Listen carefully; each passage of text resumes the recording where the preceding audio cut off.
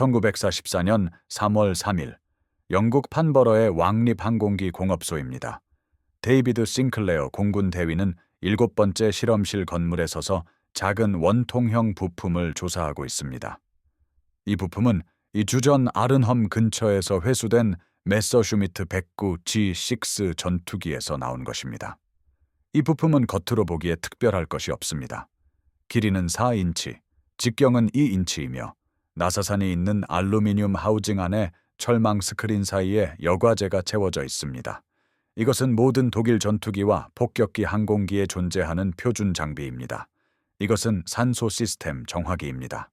즉, 내뱉은 숨에서 이산화탄소를 제거하고 조종사가 고고도에서 깨끗한 산소를 마시도록 보장하는 장치입니다. 이 장치 없이는 조종사들은 2만 피트 이상의 장거리 임무 중 자신의 숨에서 나오는 배기가스로 인해 천천히 스스로를 중독시킬 것입니다. 이 장치는 고고도 작전에 필수적이며 생명을 유지시키고 절대적으로 필요합니다. 싱클레어는 이 특정 필터를 조사하고 있습니다. 영국 정보국이 루프트와페 작전 전반에 걸쳐 불안한 패턴이 나타나는 것을 발견했기 때문입니다. 독일 조종사들이 고고도에서 사망하고 있습니다. 전투 피해나 산소 시스템 고장으로 인한 저산소증 때문이 아니라 다른 무언가 때문입니다. 독일군이 식별하거나 설명할 수 없는 무언가입니다. 조종사들은 2만 5천 피트 이상의 임무 중에 심한 두통이 발생한다고 보고합니다. 고도가 높아질수록 악화되는 메스꺼움을 겪고 있습니다. 저산소증과 유사하지만 산소 공급을 늘려도 반응하지 않는 혼란과 방향 감각 상실을 겪습니다. 그리고 의식을 잃고 결국 사망합니다. 항공기는 나선형으로 추락하며 충돌합니다. 수색팀은 조종사들이 조종석에서 사망한 것을 발견합니다. 독일 군의관이 실시한 사후 검시 결과 특이한 증상이 나타났습니다. 산소 결핍에서는 발생하지 않아야 할 혈액 변색이 발견되었습니다. 폐와 기도에서는 저산소증보다는 화학물질 노출과 일치하는 조직 손상이 확인되었습니다. 독성 노출을 시사하는 세포 손상 패턴도 보였습니다. 그러나 무엇에 대한 독성 노출이었을까요? 산소통에는 순수한 산소가 들어 있었습니다. 이는 실험실에서 검사되어 순수함이 확인된 것입니다. 산소 공급 시스템은 단순한 고무 튜브와 압력 조절기로 구성되어 있었습니다. 그 안에는 독성 물질이 없었습니다. 호흡 마스크도 표준 장비였습니다. 이 필터를 제외하고는 특이한 것이 없었습니다. 그저 필터에 불과했기 때문에 아무도 자세히 살펴보지 않았던 하얀 과립 물질로 채워진 이 작은 알루미늄 실린더 말입니다. 모든 항공기에 존재하는 표준 장비였습니다.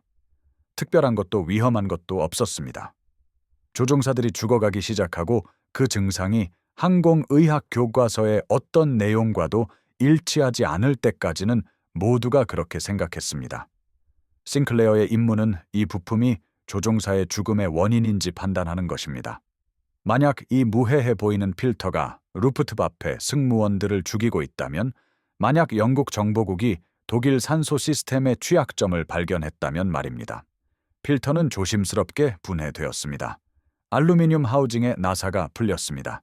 철망 스크린이 제거되었습니다. 하얀 과립 물질은 추출되어 깨끗한 유리 용기에 담겼습니다. 이 물질은 굵은 소금처럼 보입니다. 하얀 결정에 약간 노란빛을 띠고 거칠게 느껴지며 건조할 때는 냄새가 나지 않습니다.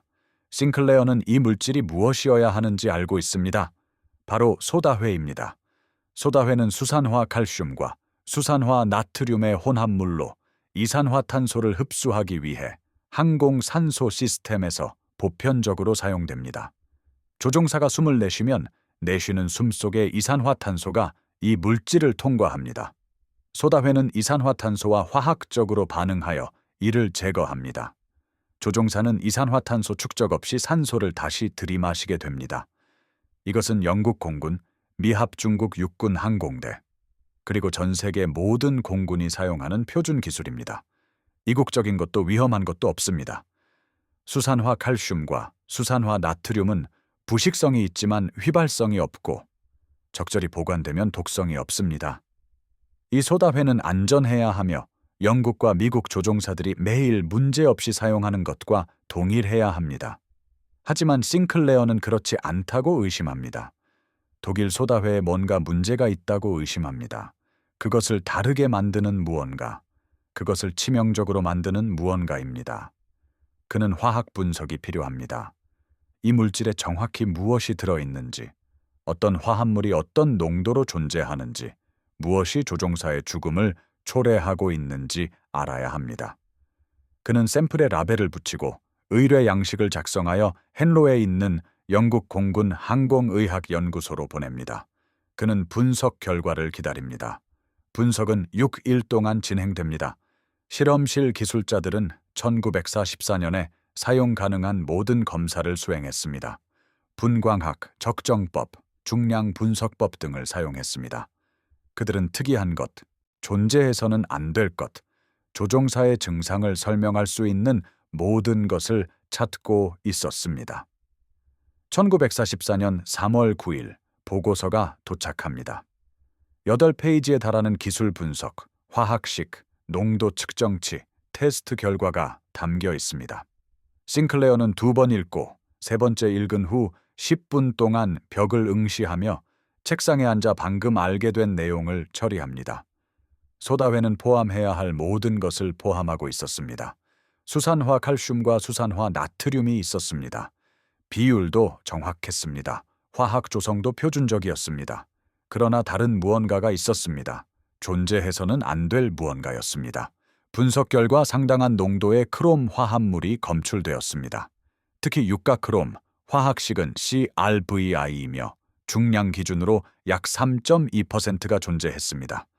유가 크롬은 소다회에 있어서는 안 됩니다. 표준 조성의 일부도 아닙니다. 이산화탄소 흡수에 필요하지도 않습니다. 어떤 식으로든 이롭지 않습니다. 유가 크롬은 고도로 독성이 강하고 극도로 위험하며 발암성 물질입니다. 심각한 호흡기 손상을 유발합니다. 세포 호흡을 방해합니다. DNA를 손상시킵니다. 세포를 죽입니다. 사람을 죽입니다. 그리고 그것이 독일 산소 정화기의 3% 농도로 존재하고 있었습니다. 3%는 적게 들리고 미량의 오염처럼 들립니다. 그러나 적은 양이 아닙니다. 3%는 1kg당 30g, 즉 3만 ppm을 의미합니다.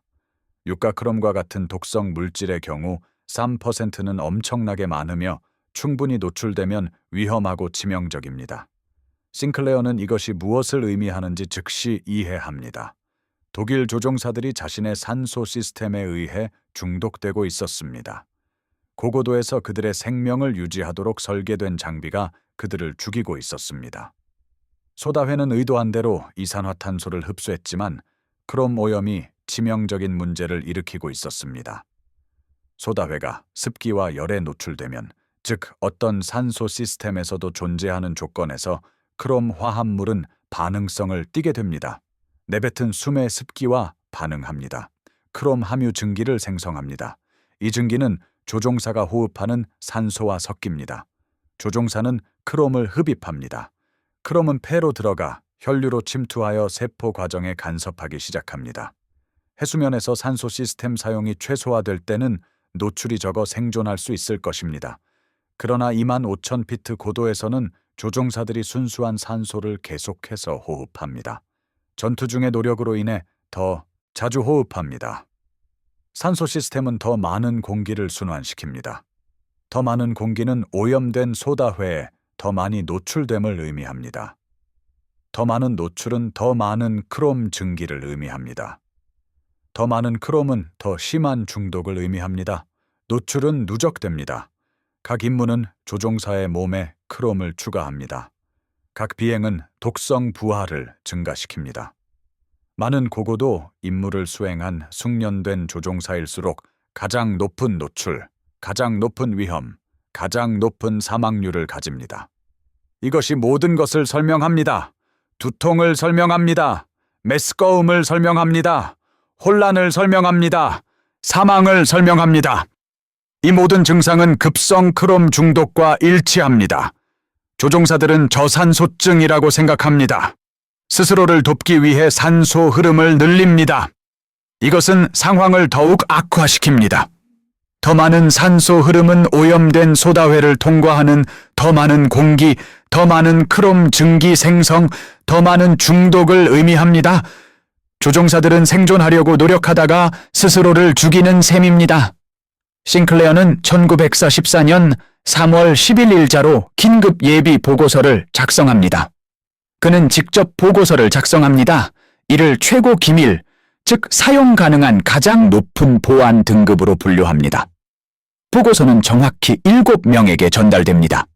찰스 포털 공군 원수, 공군 참모총장, 트래퍼드 리 말로리 공군 원수, 영국 공군 전투기 사령관, 에드워드 에반스 해군 부원수, 해군 정보국장, 말콤 핸더슨 공군 대령, 영국 공군 기술 정보국, 해롤드 위팅엄 공군 중령, 영국 공군 항공의학연구소, 레지널드 존스 박사, 과학정보 고문, 그리고 스튜어트 맨지스 경, MI6 국장. 다른 누구에게도 전달되지 않습니다. 이 정보는 전략적으로 가치가 있기 때문에 배포가 제한됩니다. 독일 조종사들이 자신의 산소에 의해 중독되고 있다는 사실을 아는 것은 엄청난 정보 우위입니다. 이 정보를 독일에 공개하면 독일인의 생명을 구할 수 있겠지만 영국 정보국의 역량을 드러내고 영국이 독일 항공기를 온전하게 포획하여 부품을 분석하고 물질을 테스트하고 있다는 것을 보여줄 것이며 정보 작전을 위태롭게 할 것입니다. 전략적 가치가 인도주의적 고려 사항보다 우선합니다. 보고서는 2페이지 분량이며 한 줄 간격으로 작성되었고 전문적인 언어로 감정적인 내용은 없습니다. 오직 사실만을 담고 있습니다.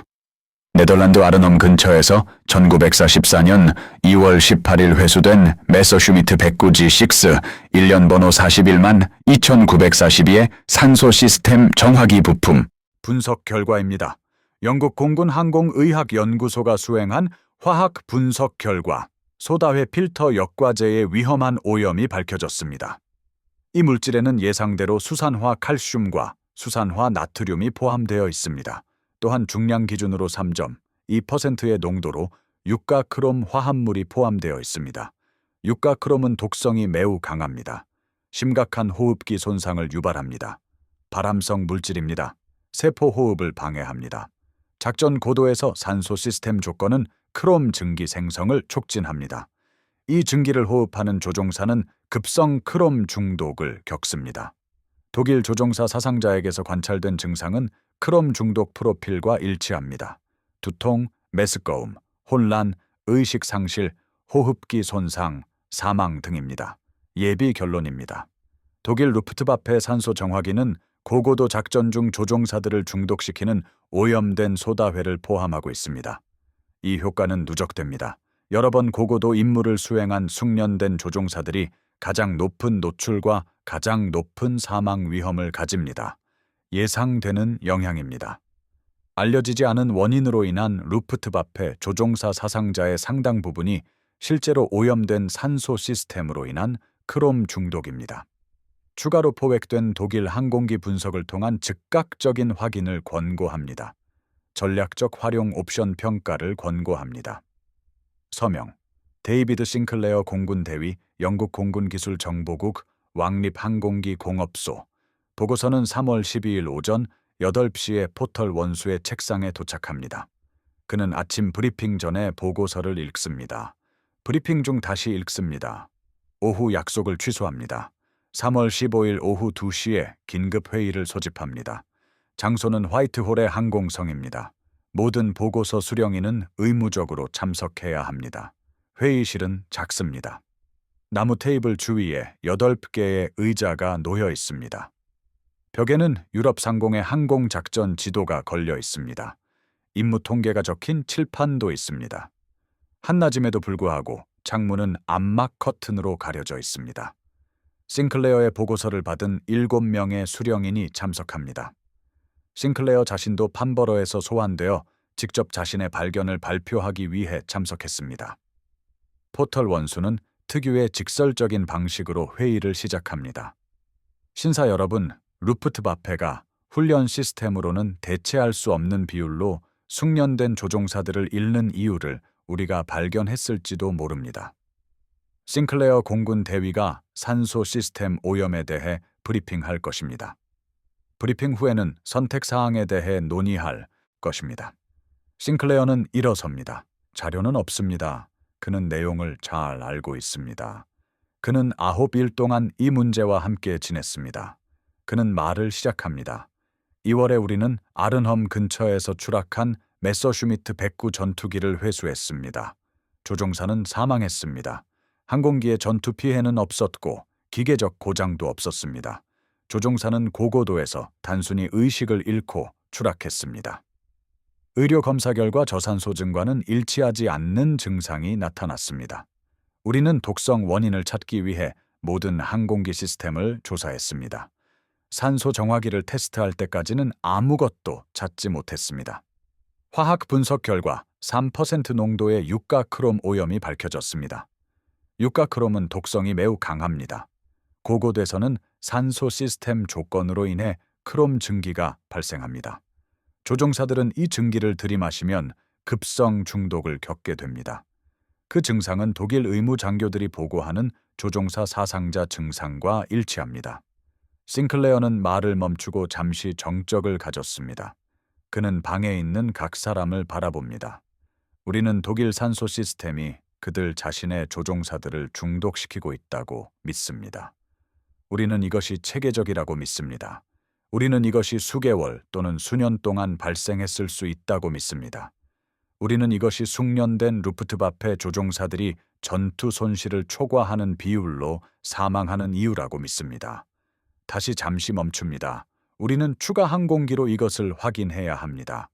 우리는 오염이 얼마나 광범위한지 알아내야 합니다. 그리고 우리는 이 정보를 어떻게 처리할지 결정해야 합니다. 공군 원수 리멜러리가 첫 번째 질문을 던집니다. 그의 목소리는 날카롭고 즉각적이었습니다. 그는 시험한 항공기가 몇 대인지 물었습니다. 싱클레어가 대답합니다. 항공기 한 대는 완전히 분석되었습니다. 그러나 우리는 다른 독일 항공기 4대에서 나온 산소 시스템을 보관하고 있습니다. 우리는 48시간 이내에 그것들을 시험할 수 있습니다. 리멜러리가 명령합니다. 모든 시스템을 시험하십시오. 만약 이것이 사실이고 체계적인 문제라면 우리는 즉시 알아야 합니다.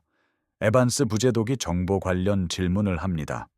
만약 이것이 사실이고 독일 조종사들이 중독되고 있다면 독일군은 이 사실을 알고 있을까요? 싱클레어는 고개를 젓습니다. 그는 알 수 없다고 말합니다. 그러나 독일군의 의료 보고서는 그들이 모르고 있음을 시사합니다. 그들은 조종사 사망 원인을 고고도 영향, 전투, 스트레스, 산소 시스템 고장으로 돌립니다. 그들은 중독 때문이라고 생각하지 않습니다. 그들은 크롬 검사를 하지 않고 소다석회를 분석하지도 않습니다. 그들은 원인을 이해하지 못한 채 증상만 치료하고 있습니다. 만약 그들이 크롬 오염에 대해 알았다면 그들은 그것을 고쳤을 것입니다. 그들은 그것을 고치지 않았습니다. 따라서 그들은 아마도 모르고 있을 것입니다. 과학 고문인 존스 박사가 기술적인 질문을 합니다. 크롬은 어디에서 오는 것입니까? 왜 소다석회에 들어있는 것입니까? 싱클레어는 이 문제에 대해 광범위하게 생각했습니다. 소다석회는 탄산칼슘과 탄산나트륨을 가열하여 제조됩니다. 이것은 고온 공정이며 용광로가 필요합니다. 산업용 용광로는 종종 크롬강으로 내부가 되어 있습니다. 고온에서 강철의 크로미 제품을 오염시킬 수 있습니다. 적절한 제조에는 오염을 제거하기 위한 정제 단계가 포함됩니다. 독일의 전시 제조는 정제 단계를 건너뛰고 있을 수 있습니다. 이는 더 빠른 생산과 더 낮은 비용을 가능하게 합니다. 그러나 결과물은 오염된 제품이 됩니다. 크롬은 생산 과정에서 소다석회로 들어가 그곳에 머무릅니다. 이후 항공기에 설치되어 조종사들을 중독시킵니다. 존스 박사는 이것이 무엇을 의미하는지 파악하며 천천히 고개를 끄덕입니다. 그는 이것이 산업 오염이라고 언급합니다. 그는 생산 단축 때문이라고 말합니다. 독일은 수량을 위해 품질을 희생하고 있습니다. 그들은 아마도 이 오염이 치명적이라는 것을 깨닫지 못할 것입니다. 그들은 아마도 생산 할당량을 맞추려 하고 있을 뿐입니다. 싱클레어는 정확하다고 확인하며 말했습니다. 그룹 캡틴 핸더슨이 작전 관련 질문을 합니다. 그는 얼마나 많은 독일 조종사가 영향을 받았는지 물었습니다. 그리고 이것이 얼마나 중요한 문제인지 물었습니다. 싱클레어는 정확한 숫자를 가지고 있지 않았습니다. 그는 가용한 정보를 바탕으로 추정할 수 있을 뿐이었습니다. 만약 모든 독일 산소 정화 장치에 오염이 존재하고 우리의 노출 과정이 정확하다면 그는 이렇게 추정합니다.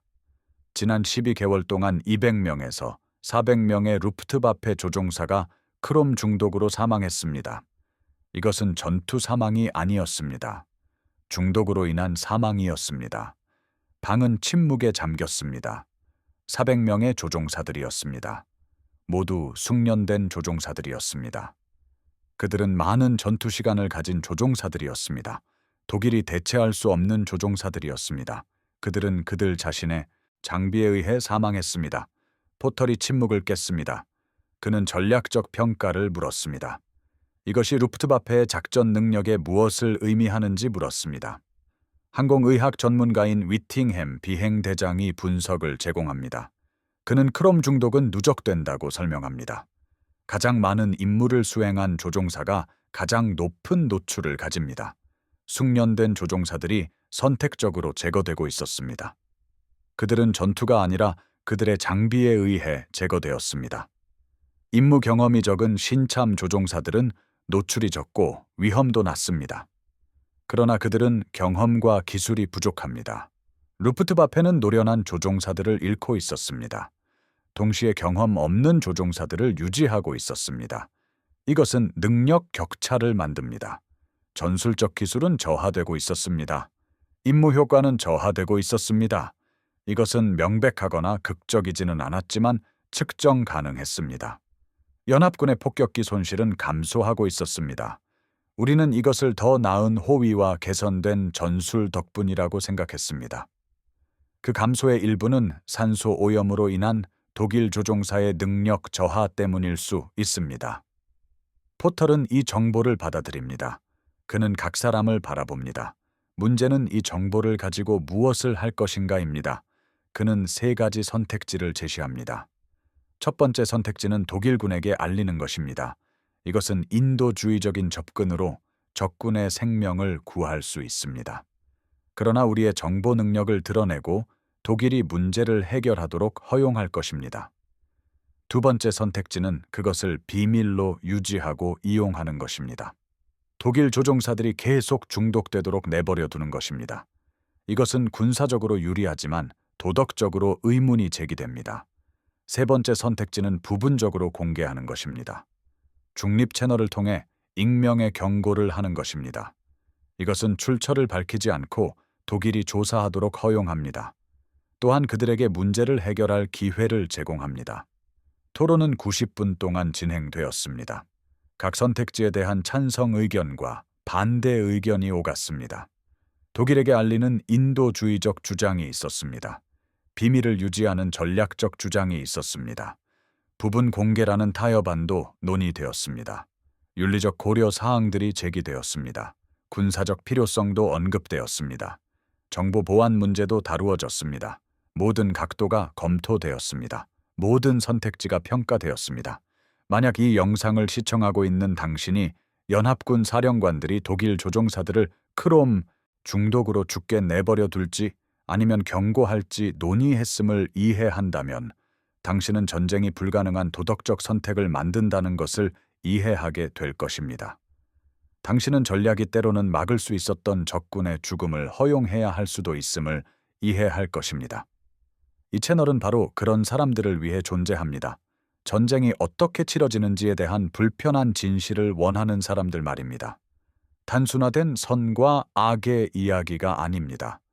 실제 결정, 실제 계산, 실제 비용을 다룹니다. 지금 구독하십시오. 워텍 아카이브는 다른 채널들이 피하는 것을 보여줍니다.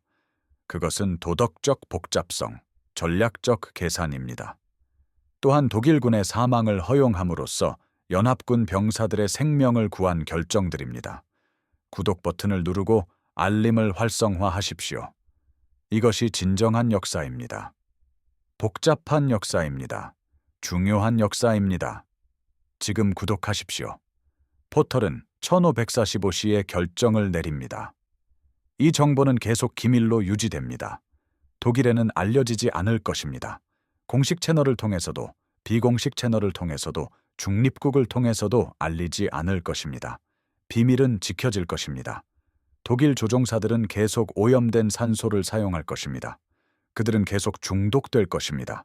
그들은 계속 사망할 것입니다. 연합군은 계속 모니터링할 것입니다. 그들은 노획한 항공기를 계속 분석할 것입니다.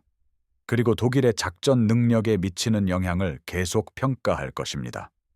그 결정은 1944년 3월 15일자 기밀 메모에 문서화되었습니다. 메모는 한 단락으로 구성되어 있습니다. 독일 산소 정화 시스템 오염에 관한 정보는 최고 기밀로 유지될 것입니다. 어떤 채널을 통해서도 적군에게 공개되지 않을 것입니다. 영국 왕립공군기술정보부는 노획한 독일 항공기 산소 시스템에 대한 분석을 계속할 것입니다. 적군의 작전 능력에 미치는 영향에 대한 정보 평가는 매월 작전사령관에게 제공될 것입니다. 이 결정은 전략적 군사적 필요성 때문에 내려진 것입니다. 서명자는 공군 원수 찰스 포털 경이었습니다. 메모는 파일로 보관되어 금고에 잠겨 있었습니다. 그것은 1992년에 기밀 해제될 때까지 48년 동안 그곳에 남아 있었습니다. 포털은 그 결정을 공개적으로 논의하지 않았습니다. 그는 그 이유를 설명하지 않았습니다. 경고할 수 있었음에도 독일 조종사들이 죽도록 내버려둔 것을 정당화하지 않았습니다. 그 결정은 전략적인 것이었습니다. 개인적인 것이나 안갚음하려는 것이 아니었습니다. 단지 전략적인 이유였습니다. 전쟁은 그러한 선택을 요구합니다. 적에 대한 자비가 아군에게 희생을 초래하는 선택입니다. 인도주의적 충동이 군사적 필요성과 충돌하는 선택입니다. 포털은 이를 이해하고 결정을 내렸습니다. 그는 그 결정과 함께 살아갔고 결코 그것에 대해 말하지 않았습니다. 싱클레어는 판버러로 돌아가 추가 독일 항공기 4대의 산소 시스템을 시험했습니다. 그 결과는 최악의 상황을 확인시켜 주었습니다. 4대 모두 오염된 소다석회를 포함하고 있었습니다. 크롬 농도는 2.8%에서 4.1% 사이였습니다. 이는 서로 다른 항공기 유형, 다른 생산 날짜, 그리고 다른 부대에서 온 것이었습니다. 오염은 보편적이었습니다. 시험된 모든 독일 산소 정화 장치에는 유가 크롬이 포함되어 있었습니다. 그 오염은 고립된 것이 아니었습니다. 그것은 하나의 생산 배치에 국한되지 않았습니다. 하나의 공장에만 한정된 것도 아니었습니다. 그것은 체계적이고 풍토병처럼 루프트바페 전체에 퍼져 있었습니다. 2만 피트 이상을 비행하는 모든 독일 조종사는 오염된 산소를 들이마시고 있었습니다. 모든 임무는 그들의 몸에 크롬을 추가했습니다. 모든 비행은 중독을 증가시켰습니다. 일부 조종사들은 높은 내성을 가지고 있었고 많은 임무에서 생존했습니다. 다른 조종사들은 낮은 내성으로 인해 적은 노출 후 사망했습니다. 그러나 모든 조종사들이 중독되고 있었습니다. 모두 위험에 처해 있었습니다. 아무도 그 사실을 알지 못했습니다. 싱클레어는 1944년 봄과 여름 내내 월간 보고서를 작성했습니다. 그는 모든 노획 항공기에서 오염을 문서화했습니다. 독일 조종사 사상자를 추적했습니다. 사망을 임무 프로필과 연관시켰습니다. 그 패턴은 명확하고 일관적이었습니다. 고고도 임무는 더 높은 조종사 사망률을 보였습니다. 25,000피트 이상에서 작전하는 전투기 조종사는 15,000피트 미만에서 작전하는 조종사보다 2배의 사상 자유를 보였습니다. 고고도에서 장기 임무를 수행하는 폭격기 승무원은 높은 사망률을 보였습니다. 이것은 전투로 인한 것이 아니었습니다. 의학적 원인으로 인한 것이었습니다. 심부전, 호흡부전, 급성 중독 증상이 나타났습니다. 루프트바페 의료 서비스는 이를 설명할 수 없었습니다. 그들은 그것을 스트레스, 고고도 영향, 나이 때문이라고 돌렸습니다. 그들은 산소 시스템을 의심하지 않았습니다. 그들은 필터를 시험하지 않았습니다. 그들은 크롬을 발견하지 못했습니다. 중독은 계속해서 확인되지 않은 채 진행되었습니다. 1944년 6월까지 싱클레어는 약 300명의 루프트바페 조종사가 크롬 중독으로 사망했다고 추정했습니다. 9월까지 그 추정치는 400명에 달했습니다. 12월까지는 500명이 넘었습니다. 이것은 전투 사망이 아니었습니다. 장비로 인한 사망이었습니다. 조종사들은 그들 자신의 산소 시스템에 의해 사망했습니다. 오염된 소다석회에 의해 사망했습니다. 산업적 편법에 의해 사망했습니다. 용광로 내벽의 크롬에 의해 사망했습니다. 정제 단계를 건너뛰는 결정으로 인해 사망했습니다. 전시 생산 압력으로 인해 사망했습니다. 그리고 독일에 붕괴하는 품질 관리로 인해 사망했습니다. 사망은 체계적이고 예측 가능했으며 예방할 수 있었습니다. 그러나 그 지식이 비밀로 남아 있었기 때문에 예방되지 못했습니다. 그 정보는 런던의 7명의 남자들만이 알고 있었습니다. 그들은 독일 조종사의 사망이 연합군의 전략적 이익에 부합한다고 결정했습니다. 영국 정보부는 1944년 내내 루프트바페의 작전을 감시했습니다. 그들은 조종사 사상자를 추적했습니다. 부대 효율성을 추적했습니다. 임무 성공률을 추적했습니다. 데이터는 독일 전투기 성능의 측정 가능한 감소를 보여주었습니다.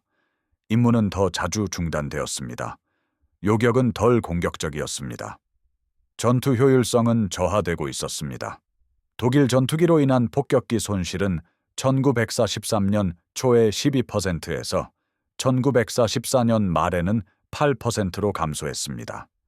여러 요인들이 기여했습니다. 더 나은 연합군 전투기, 호위와 개선된 전술, 그리고 수적 우위였습니다. 그러나 그 감소의 일부는 독일 조종사의 능력 저하였습니다. 그들은 서서히 중독되고 있는 조종사들이었습니다. 그들은 이유를 모른 채 아픈 조종사들이었습니다.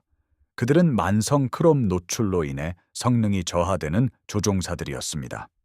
중독은 전략적 이점을 창출했습니다. 그 자체로 결정적이거나 전쟁을 승리로 이끄는 것은 아니었습니다. 그러나 그것은 중요하고 의미 있는 것이었습니다. 크롬 중독으로 인해 무력화된 모든 독일 조종사는 연합군 폭격기에 대한 위협이 하나 줄어드는 것이었습니다. 그것은 격추할 요격기가 하나 줄어들고 공중 우위를 위한 장애물이 하나 줄어드는 것이었습니다. 오염된 산소 필터는 보이지 않는 무기가 되었습니다. 이것은 독일이 자신에게 사용하는 무기였습니다. 연합군 정보부가 발견하고 그대로 두기로 선택한 무기였습니다. 이 무기는 천천히, 보이지 않게 죽였습니다. 아무도 무슨 일이 일어나는지 이해하지 못하는 상태에서 죽였습니다. 이것은 침묵의 전쟁을 위한 완벽한 무기였습니다. 메커니즘을 드러내지 않고 적의 효율성을 저하시키는 데 좋았습니다. 적군이 대처할 수 없는 이점을 만드는 데 좋았습니다. 왜냐하면 적군은 그 이점이 존재한다는 것을 모르기 때문입니다. 비밀을 유지하려는 포털의 결정은 결과로 입증되었습니다. 루프트바페의 효율성은 감소했습니다. 연합군의 폭격 작전은 성공했습니다. 독일은 제공권을 상실했습니다. 연합군의 침공은 성공했습니다. 전쟁은 연합군의 승리를 향해 나아갔습니다. 독일이 크롬 오염에 대해 알았다면 결과가 달라졌을까요? 가능성이 있습니다. 결정적인 변화는 아니었겠지만 결과는 달라졌을 수도 있습니다. 더 많은 독일 조종사가 생존했을 것입니다. 더 많은 연합군 폭격기가 격추되었을 것입니다. 연합군의 사상자도 늘어났을 것입니다. 전쟁은 더 길어졌을 것입니다. 종말도 달라졌을 수 있습니다. 포탈의 결정은 이러한 다른 결과를 막았습니다. 그는 독일의 오염된 산소로 독일 조종사들이 죽어가도록 내버려 둠으로써 그것을 막았습니다. 전략적 논리는 냉혹하고 계산적이며 무자비하지만 효과적입니다. 전쟁 후 독일의 관점이 서서히 드러납니다. 독일 공군 의무 기록이 확보되어 검토되고 분석되었습니다. 기록들은 조종사들 사이에서 고도 관련 질병 발생률이 증가하고 있음을 보여줍니다. 알려진 질병과 일치하지 않는 증상들이었습니다. 그것들은 미스터리하고 설명할 수 없는 증상들이었습니다.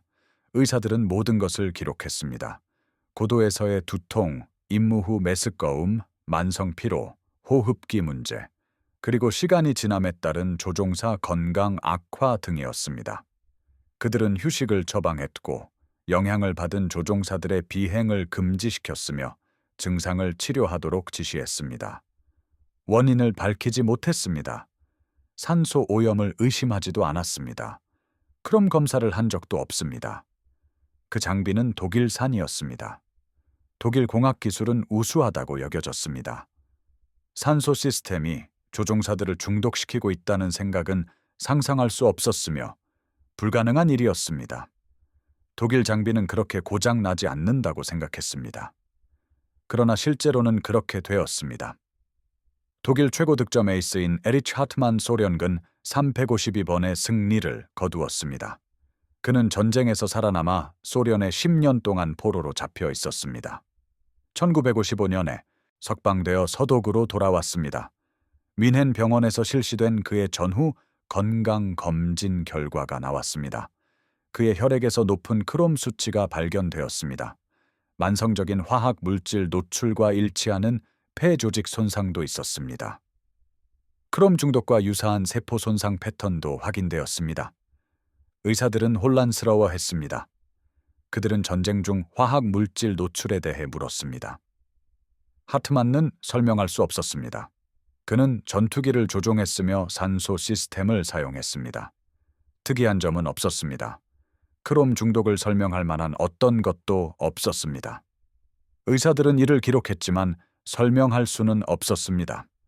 하트만은 평생 만성 호흡기 질환을 앓으며 살았습니다. 호흡 곤란, 폐활량 감소, 잦은 감염 등이었습니다. 그는 이를 스트레스와 소련 수용소에서의 세월, 그리고 노화 탓으로 돌렸습니다. 산소 시스템과 연결짓지 못했습니다. 전쟁 중 자신이 중독되었다는 사실을 결코 깨닫지 못했습니다. 1980년대 전쟁이 끝난 지 수십 년 후에 영국 정보 문서들이 기밀 해제되기 시작했습니다. 독일 항공의학을 연구하던 한 역사가가 싱클렐의 보고서를 발견했습니다.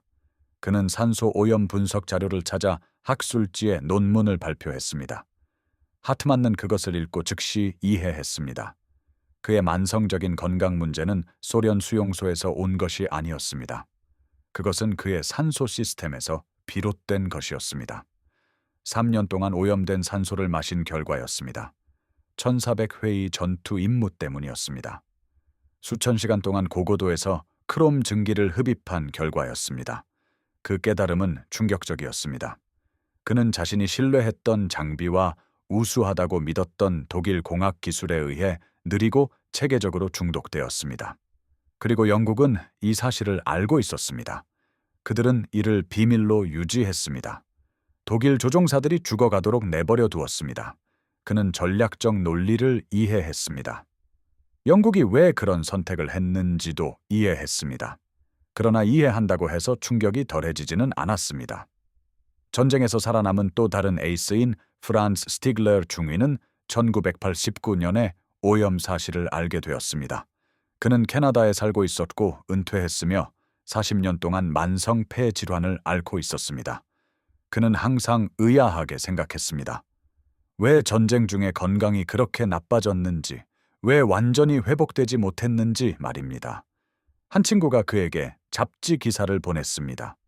기밀 해제된 영국 정보와 독일 산소 오염, 그리고 크롬 중독에 관한 내용이었습니다. 스티글러는 그것을 3번 읽고 의사에게 전화하여 혈액 검사를 요청했습니다. 크롬 수치는 여전히 높게 나왔습니다. 전쟁이 끝난 지 45년이 지났지만 크롬은 여전히 그의 몸에 남아 있었습니다. 그것은 세포를 손상시키고 있었으며 여전히 존재했습니다. 이는 독일 소다석회가 오염되었고 영국 정보부가 이를 비밀로 유지했기 때문이었습니다. 스티글러는 화를 내지 않고 단지 슬퍼했습니다. 죽은 친구들에 대해 슬퍼했습니다. 무엇이 자신들을 죽였는지 결코 알지 못했던 조종사들에 대해서도 슬퍼했습니다. 자신을 살려줄 것이라고 믿었던 장비 때문에 건강이 망가진 것에 대해서도 슬퍼했습니다. 그는 잡지 편집자에게 편지를 썼습니다. 자신의 경험을 설명했습니다. 전쟁 중 겪었던 증상들을 묘사했습니다. 그 후에 만성적인 건강 문제도 설명했습니다. 이 모든 것이 오염된 산소 때문에 발생했다는 사실을 알게 된 과정을 설명했습니다. 그 편지는 출판되었습니다. 다른 전직 독일 공군 조종사들이 그것을 읽었습니다. 그들은 자신의 증상과 건강 문제를 인식했습니다. 자신들도 중독되었고 여전히 중독되어 있으며 평생 중독될 것이라는 사실을 깨달았습니다. 크롬은 몸에서 쉽게 빠져나가지 않기 때문입니다. 그것은 조직에 축적되어 남아있으며 수십 년 동안 손상을 일으킵니다. 이러한 사실은 참전 용사 커뮤니티에 퍼져나갔습니다. 의료 연구원들은 전직 독일 공군 조종사들을 연구하기 시작했습니다. 그들은 혈액 크롬 수치를 검사했습니다. 노출 후 수십 년이 지난 후에도 높은 수치를 발견했습니다. 폐 손상과 세포 손상도 발견했습니다. 독일 산소 시스템이 한 세대의 조종사 전체를 중독시켰다는 증거를 찾아냈습니다. 독일 정부는 1991년에 연구를 의뢰했습니다. 모든 가용한 증거를 검토했습니다. 생존 조종사들을 인터뷰했습니다. 박물관에 보관된 독일 소다석회 샘플도 테스트했습니다. 모든 것을 확인했습니다. 오염은 실제했고 체계적이었습니다. 수천 명의 조종사에게 영향을 미쳤습니다. 수백 명을 죽였고 수천 명을 더 불구로 만들었습니다. 평생 지속되는 만성적인 건강 문제를 일으켰습니다. 연구는 약 500에서 700명의 독일 공군 조종사가 크롬 중독으로 사망했다고 결론 내렸습니다. 추가로 2000에서 3000명의 조종사가 만성적인 건강 영향을 겪었습니다. 모두 예방할 수 있었습니다. 모두 산업 오염으로 인해 발생했습니다. 오염된 산소를 마시는 조종사들에게는 모두 알려지지 않은 사실이었습니다. 잠시 멈춰 지금 보고 있는 것을 인지하십시오. 여러분은 이제 55분 동안 소다석회 내 유가 크롬 오염에 대해 배웠습니다. 그리고 이것이 어떻게 독일 조종사들을 죽였는지 알게 되었습니다. 영국 정보부는 전략적 이점을 위해 이 비밀을 지켰습니다. 여러분은 오락을 위해 이곳에 온 것이 아닙니다. 여러분은 진실을 위해 이곳에 있습니다. 전쟁이 실제로 어떻게 치러지는지 이해하기 위해서입니다. 전략적 결정에는 적에게 경고하는 것이 아군의 생명을 대가로 치를 때 적이 죽도록 내버려 두는 것이 포함될 수 있습니다. 이곳은 여러분의 커뮤니티입니다. 지금 구독하십시오. 버튼을 클릭하십시오. 이 깊이 있는 정보를 요구하는 시청자의 일부가 되십시오. 크롬 독성과 전략적 정보 결정을 이해하고자 하는 사람들입니다. 3%의 오염이 건강한 조종사와 죽은 조종사 사이의 차이를 의미한다는 것을 아는 사람들입니다. 구독하십시오. 알림을 활성화하십시오. 다음에 원하는 콘텐츠를 댓글로 남겨주십시오. 우리는 여러분의 요청에 따라 콘텐츠를 제작합니다. 지금 구독하십시오. 이곳은 워텍 아카이브스입니다. 이곳이 여러분이 있어야 할 곳입니다. 오염원은 IG 파벤 생산시설로 추적되었습니다. 전쟁 후 연합군 조사관들은 독일 화학 공장을 조사했습니다. 그들은 노동자들을 인터뷰했고 생산 과정을 기록했습니다. 소다석회는 주로 IG 파벤의 레버쿠센 공장에서 제조되었습니다. 크롬 강철로 안감이 된 대형 회전감에서 석회석과 탄산나트륨이 가열되었습니다. 고온에서 하루 24시간 가동되었습니다. 유지보수 중단은 없었습니다. 크롬 강철 안감이 점차 침식되었습니다. 크롬은 제품 속으로 들어갔습니다. 공장 관리자들은 오염 사실을 알고 있었습니다. 그러나 순도를 높이려면 추가 공정이 필요했습니다. 세척과 재결 정화가 필요했습니다. 시간과 장비가 필요했습니다. 독일은 둘 다 가지고 있지 않았습니다. 지시는 최대량을 생산하는 것이었습니다. 품질은 부차적인 것이었습니다. 작업자들은 명령을 따랐습니다. 오염된 소다석회를 생산했습니다. 그것을 항공기 공장으로 운송했습니다. 아무도 최종 제품의 크롬을 테스트하지 않았습니다. 아무도 순도를 확인하지 않았습니다. 아무도 이 물질이 인간 사용에 안전한지 보장하지 않았습니다. 그 제품은 산소 시스템으로 들어갔고 항공기로 들어갔으며 조종사들을 죽였습니다. 일부 작업자들은 그것이 잘못되었다는 것을 알았습니다. 특히 강제 노동자들이 그랬습니다. 체코인 작업자 안토닌 에스보보다는 1946년 인터뷰에서 이를 묘사했습니다. 그는 소다석회가 오염되었고 크롬 얼룩을 보았으며 순수하지 않다는 것을 알았지만 아무 말도 하지 않았다고 말했습니다. 그들은 죄수였습니다. 그들은 왜 독일인들에게 그들의 장비에 독이 있다고 경고해야 하냐고 물었습니다. 그들이 그것을 마시는 것이 더 낫고 그들이 죽는 것이 더 낫다고 생각했습니다. 만약 그들의 서투른 작업이 독일 조종사들을 죽였다면 그것은 좋은 일이라고 했습니다. 그것이 저항이었다고 말했습니다. 작고 조용한 저항이었지만 그래도 저항이었다고 했습니다. 그들은 총으로 싸울 수는 없었습니다. 그들은 오염으로 싸웠습니다. 자신들이 죽일 수 없었으므로 크롬이 그들을 죽이게 내버려 두었다고 했습니다. 에스보보다의 증언은 영국 정보부가 전쟁 중 의심했지만 증명할 수 없었던 것을 밝혀냈습니다. 일부 오염은 고의적인 사보타주였습니다. 강제 노동자들은 품질이 저하되도록 내버려 두었습니다.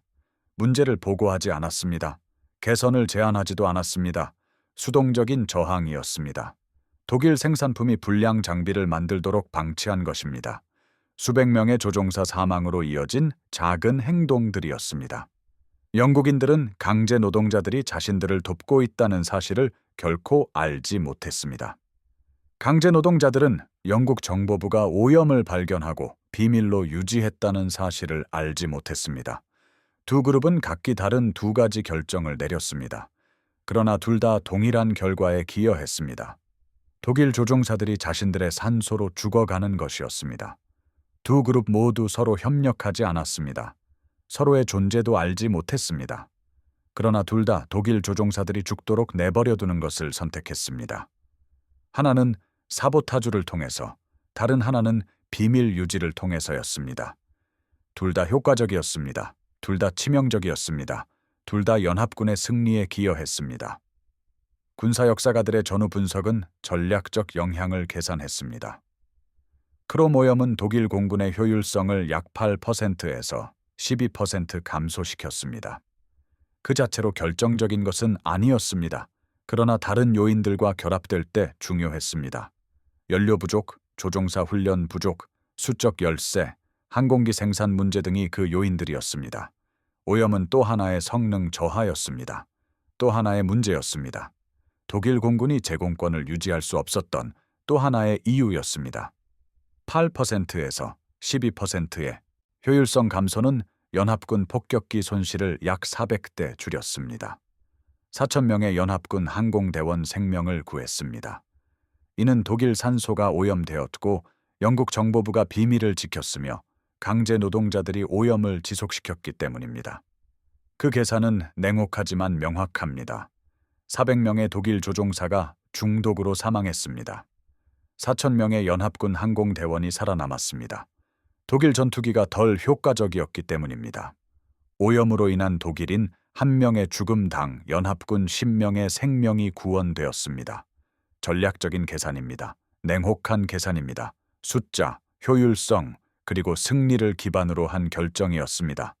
도덕이나 공정성에 기반한 것이 아닙니다. 독일인의 죽음을 허용하여 연합군의 생명을 구한 계산이었습니다. 포탈의 결정은 전략적으로 옳았습니다. 작전상 성공적이었고 목표를 달성했습니다. 연합군의 승리에 기여했습니다. 그것이 도덕적으로 옳았는지 여부는 다른 문제입니다. 명확한 답이 없는 질문입니다. 관점에 따라 달라지는 질문입니다. 연합군의 관점은 예스라고 말합니다. 연합군 생명을 구하는 것이 독일인의 죽음을 정당화한다는 것입니다. 독일인의 관점은 노라고 말합니다. 중독을 허용하는 것은 살인이라는 것입니다. 중립적인 관점은 복잡하다고 말합니다. 전쟁은 모든 선택지가 죽음을 초래하는 불가능한 선택을 만듭니다. 그리고 질문은 누구의 죽음이 어떤 목적에 부합하느냐가 됩니다.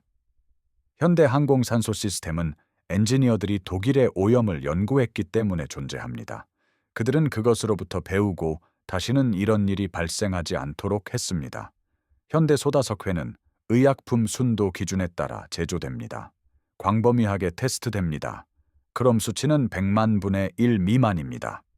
이는 독일 전시 소다석회보다 1000배 더 순수한 것입니다. 순도 기준은 연구원들이 독일의 실패를 분석했기 때문에 존재합니다. 그들은 오염 메커니즘을 이해하고 테스트 요구 사항을 수립했습니다. 순도 검증을 의무화했습니다. 현대 규정은 모든 생산 배치를 테스트하도록 의무화합니다.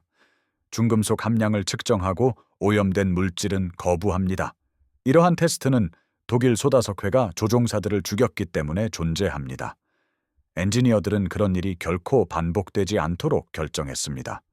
이 지식은 세대를 거쳐 전수되었습니다. 영국 공군 표준은 북대서양 조약 기구 표준에 영향을 미쳤습니다. 북대서양 조약 기구 표준은 국제민간 항공기구 표준에 영향을 주었습니다. 국제민간 항공기구 표준은 전 세계적인 요구사항이 되었습니다. 오늘날 전 세계 모든 항공산소 시스템은 독일의 오염 연구에서 파생된 표준에 따라 제조된 소다석회를 사용합니다. 기준은 싱클레어의 유산입니다. 그것은 그에게 인정되지 않았고 그의 공로로 여겨지지도 않았습니다. 그러나 그것은 그의 분석으로 거슬러 올라갑니다. 1944년 3월에 작성된 그의 보고서는 크롬 오염을 확인했습니다. 또한 오염이 조종사들을 어떻게 죽였는지에 대한 그의 문서도 남아 있습니다. 그 문서는 현대 순도 기준의 토대가 되었습니다. 또한 현대 조종사들이 깨끗한 산소를 마시는 이유가 되었습니다. 크롬 중독이 현대 항공 승무원들을 죽이지 않는 이유이기도 합니다. 싱클레어는 전쟁 중 독일군이나 영국군을 살리지 못했습니다. 그러나 전쟁 후 수천 명의 생명을 구했습니다. 그는 1950년 이후 비행한 모든 조종사를 구했습니다. 이는 싱클레어가 독일의 오염을 발견했기 때문에 존재하는 기준에 따라 산소가 정화되었기 때문입니다. 그것은 유산입니다. 명성이나 인정을 의미하지 않습니다. 단지 기준일 뿐입니다. 단지 순도 요구 사항일 뿐입니다. 그것은 마시는 사람들을 중독시키지 않는 산소입니다. 이러한 기준은 한 비행 중위가 추락한 BF-109 전투기를 조사했기 때문에 존재합니다. 그는 소다회에서 크롬을 발견했습니다.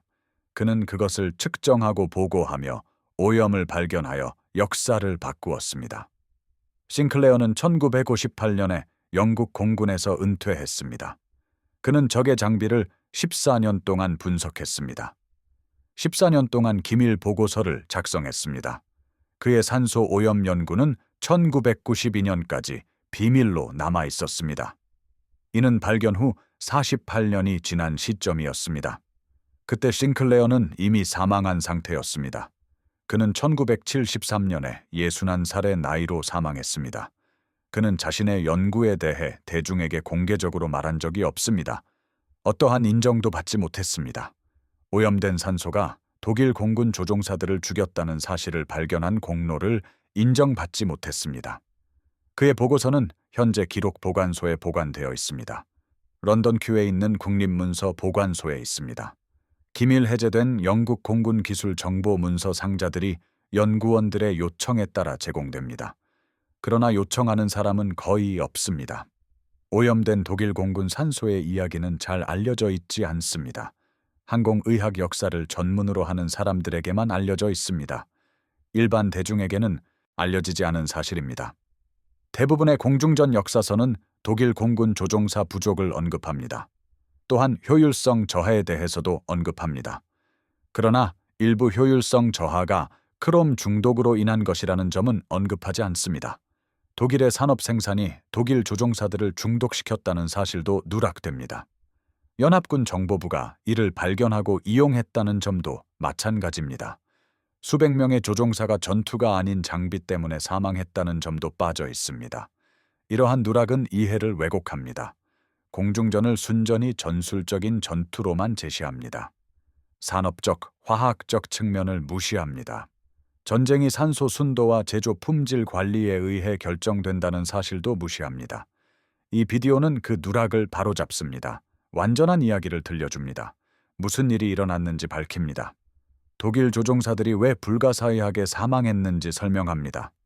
영국 정보부가 왜 이 비밀을 지켰는지 설명합니다. 전략적 결정과 도덕적 복잡성을 설명합니다. 전쟁에서 승리하려면 때로는 막을 수 있는 적의 죽음을 허용해야 한다는 점을 설명합니다. 전략은 수학입니다. 수학은 냉혹합니다. 그 냉혹함은 필요합니다. 이것은 불편한 역사입니다. 단순한 이야기를 거부하는 역사입니다. 선한 사람들이 어려운 결정을 내린다는 것을 보여주는 역사입니다. 적의 죽음을 허용함으로써 아군의 생명을 구하는 결정을 내립니다. 전략적으로 옳고 도덕적으로 복잡한 결정을 내립니다. 이것이 진짜 역사입니다. 중요한 역사입니다.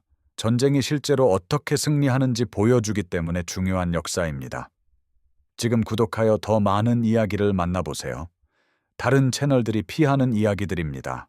복잡한 이야기들입니다. 전략 정보가 어떻게 작동하는지 밝혀주는 이야기들입니다. 결정이 어떻게 내려지는지 보여줍니다. 생명이 어떻게 교환되는지 보여줍니다. 수학이 결과를 어떻게 결정하는지 보여줍니다. 구독하세요. 당신은 67분 동안 시청했습니다. 당신은 몰입했습니다. 당신은 관심이 있습니다. 더 많은 것을 원합니다. 구독을 클릭하세요. 알림벨을 클릭하세요. 저희와 함께 하세요. 워테크 아카이브입니다. 이곳에서는 편안한 이야기보다 기술적 진실이 더 중요합니다. 우리는 3%의 유가 크롬 오염이 조종사들의 죽음을 의미한다고 설명합니다. 정보 결정에는 적군의 생명을 대가로 하는 비밀을 지키는 것이 포함된다는 것을 보여줍니다. 전쟁은 복잡하며 승리에는 어려운 선택이 필요하다는 것을 이해합니다. 지금 구독하세요. 이곳이 당신의 커뮤니티입니다. 이것이 당신의 이야기입니다. 이곳이 당신이 속해야 할 곳입니다.